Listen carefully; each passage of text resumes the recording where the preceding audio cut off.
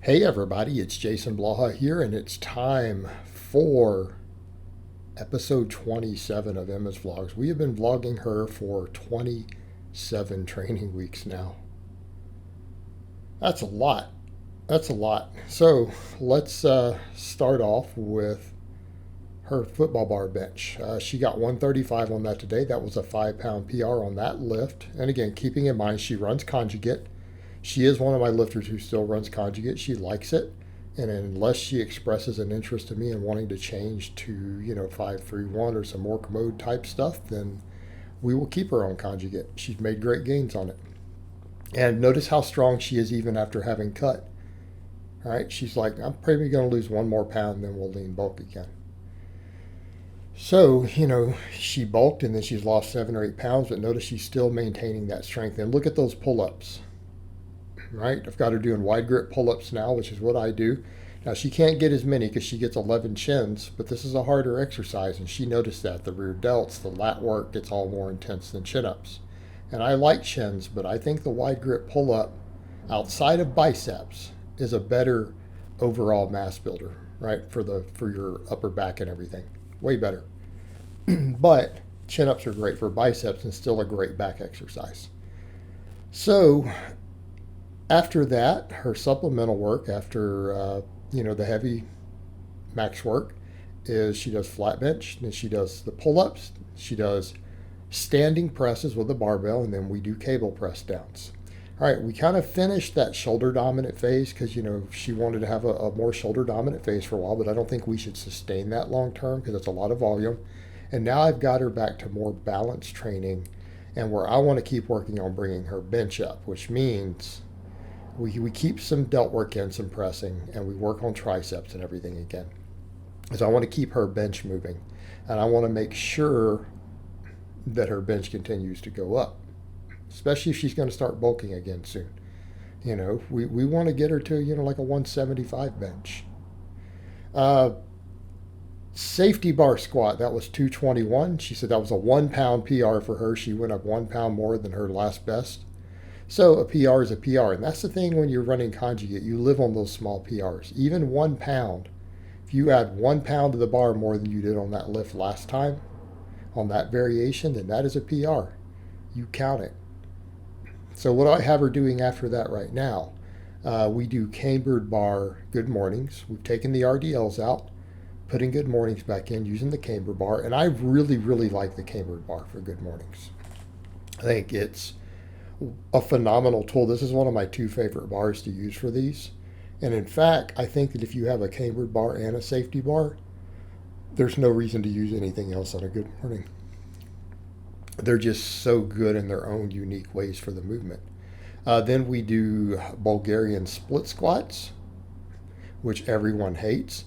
And we have to do this because keep in mind, some people are like, well, we don't see all this split squats and stuff for a lot of your more 531 type lifters. And I'm like, that's true because they're squatting for higher volumes, right? They do higher volume squatting and they only squat once a week. Emma only does MB work and DE work on the main lifts for the most part. So we don't have any real back squatting in here. So she needs the extra leg work. She needs it. And it's worked. I mean, we still come over to the point of building her whole lower body with supplemental work and rotating the maxes. Her maxes have still gone up substantially on the classic lifts, right? I mean, we've seen her deadlift 315, squat like 245. There's a lot of young men who are starting out watching who can't hit those numbers yet. Or they hit them not long ago. This is a lean, athletic female. So, DE day, we do speed bench. Followed by overhead press, pull-ups, and tricep press downs again. Right? We're keeping this is very balanced. All right, looks very much like, again, pushing benching while still keeping that little bit of shoulder focus in that she wants. And why don't I add necessarily second chest presses? Because she trains chest twice a week. So because she has two pressing days, so again, sometimes people will see that some of my lifters are like, you got them doing, like 12 sets for their pecs on chest day, but that's their bench day. She has 2 pressing days because of MBDE, so we don't need as much volume because our weekly volumes are get too high. And I run her volumes high. Like, so people see her volumes, and I've had a lot of people ask, how many of your lifters run volumes that high? Not many. It's not necessary.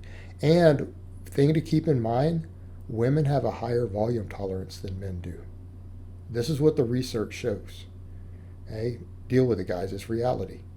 This is what the research has found. So for speed work, for lower, she's doing all of it banded. We do safety bar box squats. In this wave, we switch back over to sumo. All right, she was doing conventional, then we rotate into sumo. And by the way, she has hit 315 on both a sumo and a conventional deadlift now. So before anyone chimes in 315 deadlift, you mean sumo? No, she can do both. She can do both. When you run conjugate, if you're going to run this system, it's to build a well-rounded strength base. When we run the other systems, they're a little higher specificity. And it comes down to really personal preferences and mindset. And it's something I've said in other videos on that. Right? It's personal preference and mindset.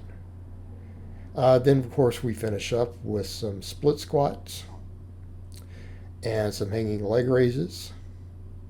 Right, which she's getting good at doing these now. And again, we can tell she's gotten very lean. It gives a good idea of her waistline here. So just a shortcut, 7-8 pounds of weight loss after her bulk, and this is where she's at. This should tell women who are afraid of bulking. Women who are afraid of bulking, don't be. She bulked for like a year. Slow, steady bulk, cut for just a short time, dropped 7-8 pounds. And this is what she looks like. And I want to run this clip of these pull-ups. I put this up on Instagram the other day too. She is now doing 6 pull-ups. Now, I did have some people come in and comment, well, she's swinging on the last few. She's not on the first ones. And what I want people to think about is how extraordinary this is. This is not a chin-up. She can do 11 of those. This is a wide grip pull-up, which you guys see me knock out high reps on. Wide grip overhand pull-ups are hard. I think this is arguably one of the best middle and upper back exercises ever invented. I think it's phenomenal. It's worked wonders for my shoulder health personally after shoulder rehab. This exercise rocks. It's hard. Most women will never be able to do one of these. Most women who work out cannot do one of these. She can do 6. Okay? And yes, she swings a little on the final reps. But the fact that she's repping this, and they are strict at first, all right, that is way above average. Not many women can do that. So respect needs to be given there. All right, guys, but that's really all I have to say on that today. I hope it's been informative, and I'll talk to you guys next time.